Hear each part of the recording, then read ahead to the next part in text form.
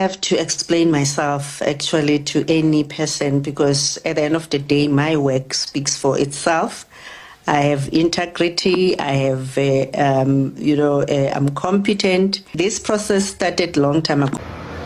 Ngibingelele enkokheli, ngibingelele mama wesizwe, ngibingelele mama uMkhwebana, ngibingelele ngiswele iy'thakazelo zakaMkhwebane. Ngabe ngiyakhaya manje mama, manje ngiyafisa ukuzazi ngelinye ilanga. No mama, ukhuluma noMthoko lo wakangubane,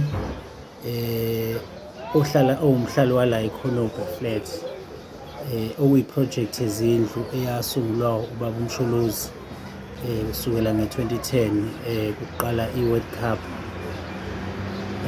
Kwenzeka ukuthi-ke nami ngigcine sengizuzile, ngisuza nami ikhaya through i-umbrella kababa uMsholozi. Kodwa-ke namhlanje ingawe lento mama, ingawe lento Mbokodo. Namhlanje ngithi ngizokuchoma uphaphelo legwalagwala mama uMkhwebane ngemisebenzi yakhe emihle oyenzele isizwe ngesikhathi usase-ofisini le-Public Protector. Lokho ngikusho angihlonizi ngoba ama-beneficiaries ahlomula ngesikhathi sakho u-Public Protector. Ngikhuluma nje namhlanje nginetayitela elithi mina, tayitela lendlu elithi mina, okuyitayitela engalithola through i-initiative yakho noma ukungenelela kwe-ofisi lakho ngo-2017. Shuthi ngangikade sesisey'nhlelweni zokuthi sisuswe kuma-transit camp silethwa eKhonobi. So njengawo wonke-ke umuntu nami ngavuka ekuseni sengithola umyalelo kuma-officials ayinokufika laphaya kuma-transit camp ukuthi kufanele ngibabele ema-ofisini kamasipala ka-housing ngenhloso yokuthi nami ngiyobhalisa yami indlu. Ngebhadi ngabhalisa kanti angazi ukuthi ngibhalisela omunye umuntu engingamazi, abaka-housing noma ama-officials angaleso sikhathi ayinolwazi ukuthi ngizobhalisela umuntu engingamazi. Ngiyakhumbula kahle futhi ngoba theme singishaya lento wabuya umqondo ukuthi hayibo, kwafike kwathiwa ngifake i-signature kuphela bazosale bangigcwalisela ngoba ama-details amakhona. Nami ngangine-excitement yokuthi nami sengizophunyelwa yindlu, ngafike ngafaka leyo signature ngashaya utshani ngahamba. Ngithe sengihleli ngilindile ukuthi nami eyami indlu iyaphuma, hawu sengibona kuphuma abantu abasayine kamuva kunami. Bese-ke ngihamba ngika-housing ePhoenix ngiyobuza ukuthi hawu baphuma abantu engisayine kuqala nabo, mina kwenzakalani ngendaba yami indlu? Hhayi kwathiwa linda nje, hhayi yonke into isohlelweni, yonke into isohlelweni. Hhayi ngilindi, caca ukuthi sekubizwa abokugcina manje kufanele bahambe baye eKhonobi. Bese ngiyabuyela khona ka-housing ngiyobuza ukuthi kwenzakalani ngendaba yendlu yami. Kwathiwa hhayi linda nje wena, ngicela mhlawumbe sizogcina ngawe. Hhayi ngibuyele endlini ngihlale. Mama uMkhwebane ngiyokholwa ukuthi kanti all along bahlela uzungu lokungiduna indlu yami ngibhekile. Mese ngibona ukuthi ngempela ngiyithole indlu, babele ofisini lakho mhlonishwakazi, ngafike ngalibika udaba ukuthi hayibo ngicela ningiphenyele la ukuthi kwenzakalani ngendlu yami. Nabo abantu behambe bengishiye khona ekuma-transit camp. Hhayi ngempela i-ofisi lakho alizange lithathe lithandabuze, lavele nje lavula i-case yami la ngisayinisa ama-forms laqala i-investigation. Ngithe umese sengiya ka-housing ngithi sengiyofinalize ukuthi kwenziwa yini ukuthi indlu ngingayitholi. Bafike bangitshela ukuthi hhayi wena mina ngaqamba amanga ngathi angisebenzi, kanti bona ba-pick up ukuthi ngiyasebenza. Sengiyabuza ukuthi hawu pho kwadalwa yini ukuthi ningafiki ningitshele ukuthi hhayi ndoda awukhwalifayanga ngenxa yokuthi si-pick up ukuthi wena uvela kwi-database ya-Department of Labour.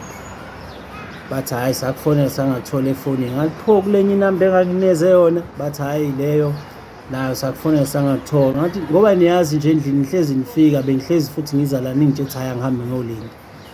Bathi hhayi shuthi sesoqala ngawe-ke uma ngabe sekulungiswa indaba ka-phase 2. Ngaphuma ngathi ngiyashe e-ofisini labo, ngiya ka-Department of Labour ngiyoprinta out, ngiyofuna le ncwadi noma isiyaba njena nje, kodwa eyaka-Department of Labour la engavele ngababela khona, ngayofuna ulwazi ukuthi kwenziwa yini kuthiwa ngiyasebenza ngingasebenzi. Nangempela bangikhiphele show ukuthi angisebenzi, ngabuya sengithi-ke ngizoyifayila phela kubona ukuthi nayo into ethi ayi-proof yokuthi enena angisebenzi. Bangibuza ukuthi hawu usukuthathephi ukuthi wena sizodinga le ncwadi yakho. Ngithi hayi no, nami ucwaningo nje engizenzele lona eceleni ukuthi ngenze sure ukuthi into yami iqondile. Mama Mkhwebana bangisale nale bathi angihambe ngiyohlala phansi nale ncwadi yaka-Department of Labour, ngilinde u-phase 2. Ngabatshethi ngeke ngisakwazi ukulinda u-phase 2. Ngathatha le ncwadi le ngababele ofisini lakho umvikeli womphakathi, usawumvikeli womphakathi. Ngafike ngalibika udaba ngabatshela ukuthi enena hayi bo, nayo incwadi ya-Department of Labour ithi angisebenzi, kodwa laba bathi kuthiwa ngiyasebenza, therefore badisqualifyile indaba yendlala. Hawu, public protector loyo phela ngisho 24 hours ngiyifayilile le ncwadi as a proof yokuthi angisebenzi. Hawu, babona ngabo sebengifonela ka-housing sebethi hey uthuma ndoda uzosayinela indlu yakho, khona i-replacement esiyitholile. Engiyabuza mina Thabo, kade ngilapho nje izolo nathi mina ngihambe ngohlala phansi nale ncwadi, sekwenze njani manje? Bathi hayi phela sizofayila i-report, simtshela u-public protector ukuthi wena unqabile indlu yakho. Ngase ngithi mina hayi, there is no way ukuthi nginganqaba indlu yami njengoba ngichaza ukuthi angisebenzi. Ngicela nilinde mina futhi ngifike namadokhumenti ngizosayinela indlu yami. Nangempela ngabalindisa ngaze ngaya ngosuku sengifundraisile imali yokugibela, ngayisayinela indlu yami, yaphuma indlu yami. So ngizokuchoma-ke uPhaphele Gwalagwala, umhlonishwakazi umama Mkhwebana ekuthenini cha, ngesikhathi usayi-public protector siyawazi amagalelo akho, futhi noma ungaseyona i-public protector siyawazi amagalelo akho nawo ekulekeleleni isizwe, njengoba nje usunenhlangano enkulukazi Umkhonto Wesizwe, futhi une-foundation yakho, siyawazi amagalelo akho. So nayo into ebingibambile ukuthi ngize ngenze le video appreciate kuwe ekuthenini wangilekelela ngendlu ngoba amatayitela abedelay isikhathi esiningi ukuphuma. So nami ngifuna ukuthi mase ngikhuluma ngento ephathekayo ukuthi hayi wayilamula mama, ngiyabonga kakhulu okwakwenza kimi ukwenza nakwabanye.